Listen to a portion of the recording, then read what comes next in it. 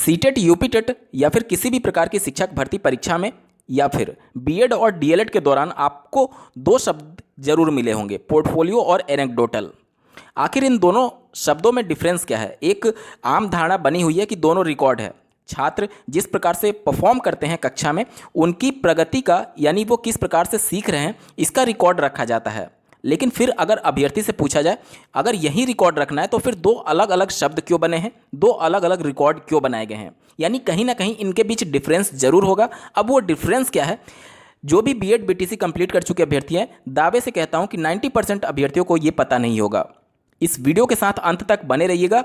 CTET UPTET की परीक्षा में आपके 1 अंक कंफर्म है इससे आने के लिए, और शिक्षक भर्ती में भी ये बहुत महत्वपूर्ण टॉपिक हो जाता है। सबसे पहले आपको यह जानना जरूरी है कि आखिर इससे प्रश्न पूछे कैसे जाते हैं। स्क्रीन पर आप एक प्रश्न देख पा रहे हैं जो कि सीटेट दिसंबर 2021 में दिनांक 22 दिसंबर 2021 शिफ्ट में पेपर 1 के ईबीएस पार्ट के प्रश्न संख्या 82 में पूछा गया था। प्रश्न है, श्याम ने ऑनलाइन कक्षा के दौरान अपने अध्यापक को बताया कि कोविड लॉकडाउन के दौरान उसके पापा ने उसको पड़ोस के गरीब बच्चों को भोजन खिलाने के लिए कहा। श्याम का यह व्यवहार निम्नलिखित में से किस सह शैक्षिक पक्ष का आकलन करने वाले किस उपकरण में दर्ज किया जाएगा? यहां पर देखिए, पहला ऑप्शन दिया गया है अवलोकन अनुसूची, दूसरा दिया गया है रेटिंग स्केल, तीसरा दिया गया है वृत्तांत रिकॉर्ड और चौथा दिया गया है पोर्टफोलियो। यहां पर मैं थोड़ा सा इंग्लिश रूपांतरण आपको दिखा दूं ताकि इसके ऑप्शंस जो हैं वो आपको क्लियर हो जाएं। यहां पर देखिए, तीसरा जो वृत्तांत दिया गया था इसको अंग्रेजी में एनेक्डोटल रिकॉर्ड कहा जाता है, और चौथा तो पोर्टफोलियो को अंग्रेजी में भी पोर्टफोलियो ही कहा जाता है। बेसिकली आप ये समझ लीजिए कि जो पोर्टफोलियो होता है वो एक फाइल होता है, ठीक है। अब साल भर में मान लीजिए आपकी कक्षा में जो टीचर है कई कंपटीशन या फिर कई इस प्रकार के आपसे गतिविधि, आपसे प्रोजेक्ट्स करवा रहा है। जैसे कि मान लीजिए पहली गतिविधि ये हुआ, जो टीचर करवा रहा है वो पोस्टर मेकिंग का करवा रहा है, और शर्त ये रखी गई कि पोस्टर जो बनाएंगे बच्चे वो A4 साइज पर ही बनाएंगे। अब यहाँ पर देखिए, फाइल में A4 साइज जो पेपर पर पोस्टर बनाया गया है उसको रखा जा सकता है। तो जो पोर्टफोलियो था उसमें सभी बच्चों का अलग अलग पोर्टफोलियो बना हुआ है, यानी अलग अलग सबका फोल्डर बना हुआ है, अलग अलग सबका फाइल बना हुआ है सभी बच्चों का।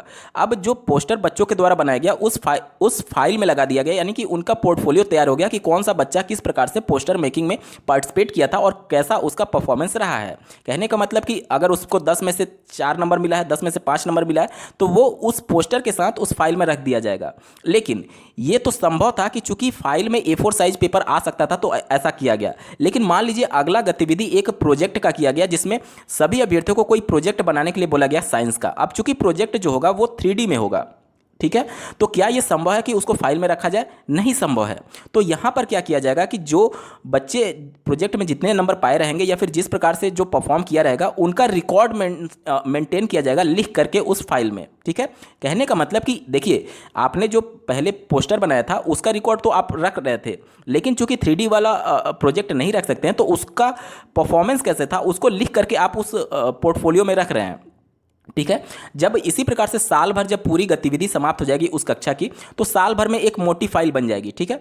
अब ये मोटी फाइल जो होगी वो जब बच्चा, मान लीजिए अभी जो बच्चा 3 में था, अब बच्चा अगले साल 4 में चला गया, तो जो क्लास का टीचर था कक्षा 3 वाला, वो क्या करेगा कि इस बच्चे का पर्टिकुलर सभी बच्चे का जो पोर्टफोलियो फाइल है वो कक्षा 4 के क्लास टीचर को दे देगा। इससे ये जानने में मदद मिलेगी उस 4th क्लास के टीचर को कि आखिर बच्चे की पिछले साल की गतिविधियों में पार्टिसिपेशन किस प्रकार से रहा है या फिर ये किस प्रकार से परफॉर्म किया है उस पूरे साल के दौरान। ये होता है पोर्टफोलियो। पोर्टफोलियो में देखिए, अब तीसरे साल के बाद से जब चौथे क्लास में जब वो बच्चा इसी प्रकार से परफॉर्म कर रहा होगा, यानी चौथे क्लास में भी एक बच्चे का पोर्टफोलियो बनेगा। अब ये पोर्टफोलियो जो चौथे क्लास का है, ये जब बच्चा 4th क्लास में पास हो जाएगा तो 5वीं क्लास में जब जाएगा तो 4th क्लास का जो टीचर है वो 5th क्लास के टीचर को ये उसका फाइल, जो पोर्टफोलियो फाइल है वो दे देगा। लेकिन अब तीसरे क्लास का जो पोर्टफोलियो था इसका कोई मतलब नहीं रह गया। क्यों? क्योंकि पोर्टफोलियो का मतलब ही ये होता है कि आप पिछले 1 साल के दौरान उसका परफॉर्मेंस कैसा है ये जांचना। तो चूंकि कक्षा 5 में गया है तो अब कक्षा 4 वाला पोर्टफोलियो ट्रांसफर होगा कक्षा 5 के टीचर के पास, ना कि कक्षा 3 वाला। यानी कि जो पोर्टफोलियो होता है वो बस 1 साल की गतिविधियों का ही यहाँ पर, यानी कि उनके परफॉर्मेंस का रिकॉर्ड रहता है। अब आप खुद समझिए, मान लीजिए कक्षा 1 का पोर्टफोलियो अगर बना हुआ है तो क्या ये कक्षा 12 में जब बच्चा जाएगा तो क्या उसमें उसके परफॉर्मेंस को समझने में कोई मदद मिलेगी। कक्षा 1 में हो सकता है कि वो बहुत अच्छा परफॉर्म कर रहा हो, कक्षा 12 तक जाते जाते उसका परफॉर्मेंस डाउन हो गया हो, तो कक्षा 1 के परफॉर्मेंस से कोई मतलब नहीं है। कक्षा 11 में यानी पिछले 1 साल में उसने कैसा परफॉर्म किया है ये जानना बेहद ज़रूरी होता है आने वाले शिक्षक के लिए, ताकि वह उसी प्रकार से उस पर एक काम कर सके, उस बच्चे पर काम कर सके और उसकी जहाँ पर भी दिक्कत आ रही है उस दिक्कत को सॉल्व करते हुए उसकी अधिगम को और ज़्यादा अच्छा किया जा सके। तो पोर्टफोलियो का सबसे बड़ा यहाँ पर ये पॉइंट होता है कि ये सिर्फ 1 साल के लिए ही मेंटेन किया जाता है और अगला 1 साल का जो पोर्टफोलियो वो अगले साल अगले कक्षा के टीचर को ट्रांसफ़र कर दिया जाता है। ठीक है, तो 1 साल के पिछले रिकॉर्ड्स को ही पोर्टफोलियो कहा जाता है। यहाँ तक क्लियर हो गया। अब आते हैं एनेक्डोटल रिकॉर्ड पर। अभी तक आपने समझ लिया कि पोर्टफोलियो में जो बच्चा अधिगम कर रहा है उसकी प्रगति किस प्रकार से हो रही है पिछले 1 साल के दौरान, उसको मेंशन किया जाता है। लेकिन एनेक्डोटल रिकॉर्ड में बच्चे का बिहेवियर किस प्रकार से चेंज हो रहा है उसको मेंशन किया जाता है। जैसे कि मान लीजिए कक्षा में कोई स्पेसिफिक एक्टिविटी कराई जा रही है। स्पेसिफिक एक्टिविटी कहने का मतलब कि अभी तक जो आप उससे प्रोजेक्ट बनवा रहे थे या फिर पोस्टर बनवाने का काम कर रहे थे, ये सभी स्पेसिफिक नहीं है। अगर बात करें राष्ट्रीय शिक्षा नीति 2020 की या फिर एनसीएफ 2005 की, तो प्रत्येक दिन आपको कुछ ना कुछ एक्टिविटी करानी है। तो ये स्पेसिफिक एक्टिविटी नहीं है। स्पेसिफिक एक्टिविटी ये होगा कि अगर आप बच्चे का बिहेवियर जानने के लिए कुछ अलग से एक्टिविटी करा रहे हैं तो ये स्पेसिफिक माना जाएगा। जैसे कि मान लीजिए कोई कक्षा में कोई टीचर इस प्रकार से एक्टिविटी करा रहा है कि ये जानने के लिए कि बच्चे एक दूसरे का सहयोग करते हैं या नहीं, तो वहाँ पर कुछ बच्चे हो सकता है कि दूसरे का हेल्प कर रहे हो और कुछ बच्चे ऐसा हो सकता है कि वो बिल्कुल साइड में खड़े हों। तो वहाँ पर जो दूसरे बच्चे का कोई बच्चा हेल्प कर रहा है तो वहाँ पर उसके एनेक्डोटल रिकॉर्ड में ये मेंशन किया जाएगा कि इसका बिहेवियर सबको साथ लेकर के चलने वाला है, और जो बिल्कुल अलग था उसके में ये मेंशन किया जाएगा कि इसका बिहेवियर अकेले है, मतलब कि ये सबको एक साथ लेकर के नहीं चल रहा है। इसको और थोड़ा आसान भाषा में समझिए। मान लीजिए कि कक्षा 5 तक कोई बालक बहुत अच्छा पढ़ाई में था, बहुत अच्छा परफॉर्म कर रहा था, लेकिन कक्षा 5 में वो कहीं से गिर गया और उसके सर पे चोट लग गई और कुछ ना कुछ उसको मेडिकली अनफिट वो हो गया, या फिर अब उसकी याददाश्त उस हिसाब से नहीं रहने लगी, या फिर कक्षा में वो उस हिसाब से परफॉर्म नहीं कर पा रहा है जिस प्रकार से कक्षा 5 तक वो कर रहा था। तो एनेक्डोटल रिकॉर्ड में ये मेंशन किया जाएगा कि कक्षा 5 में पढ़ाई के दौरान या फिर किसी भी गतिविधि के दौरान उसके सर में चोट लगी थी, जिसके बाद से उसका बिहेवियर चेंज हो गया।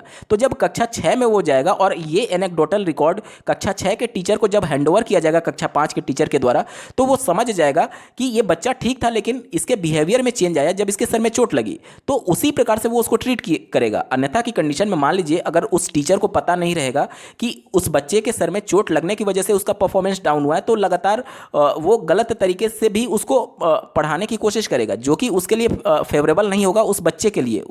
तो उसकी क्या समस्या है उसका एक्चुअल चीज जानने के लिए ही एनेक्डोटल रिकॉर्ड बनाया जाता है। एक और उदाहरण मैं देता हूं।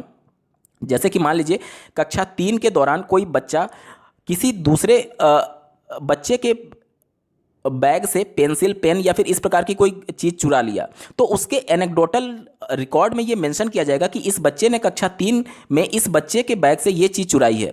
तो यहाँ पर अब बच्चे का बिहेवियर देखिए, वो चोरी वाला बिहेवियर आ गया। तो कहीं ना कहीं जब वो कक्षा 4 में जब वो बच्चा जा रहा होगा और कक्षा 4 के टीचर को जब ये एनेक्डोटल रिकॉर्ड सौंपा जाएगा कक्षा 3 के टीचर के द्वारा, तो वो टीचर समझ जाएगा कि इस बच्चे की गतिविधि संदिग्ध है, ये चोरी जैसी गतिविधियों में शामिल रहा है, तो वह उस पर उस प्रकार से ध्यान देगा। कहने का मतलब कि बच्चे का सर्वांगीण विकास हो, ये महत्वपूर्ण है।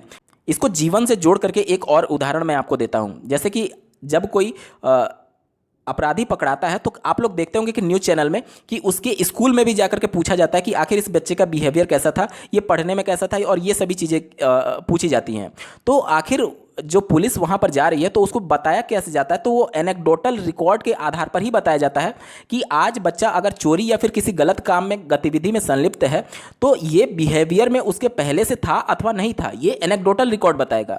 और वो पढ़ाई में कैसा था, पढ़ाई के दौरान उसकी गतिविधि में उसका परफॉर्मेंस कैसा था, ये बताएगा उसका पोर्टफोलियो।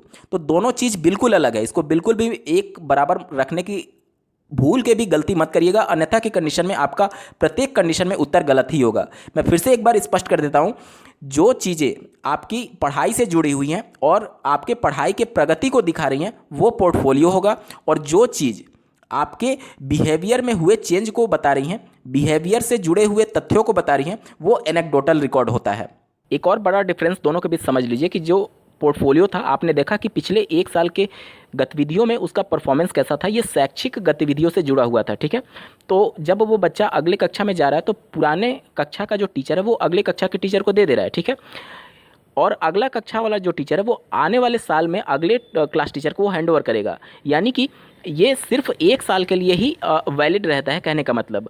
लेकिन अगर एनेक्डोटल रिकॉर्ड की बात की जाए तो जब तक बच्चा उस पर्टिकुलर स्कूल में है, मान लीजिए वो कक्षा 5 तक का स्कूल है, तो कक्षा 1 से उसने पढ़ाई शुरू की, कक्षा 1 से लेकर के 5 तक के दौरान उसका जब जब व्यवहार में परिवर्तन आया, जब जब बिहेवियर में परिवर्तन आया, तो वो एनेक्डोटल रिकॉर्ड में मेंशन किया जाएगा।